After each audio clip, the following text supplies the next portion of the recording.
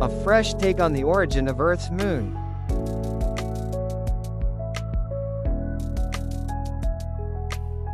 This new supercomputer simulation shows the moon may have formed in just a few hours.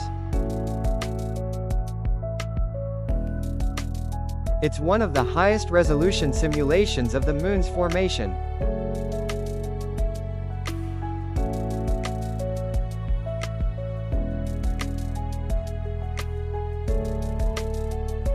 The simulation starts with the collision of a Mars-sized body with our planet.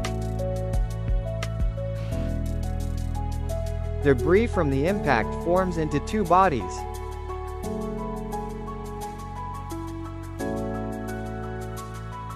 The smaller of the two will become the moon. And this is our moon. Amazing, isn't it?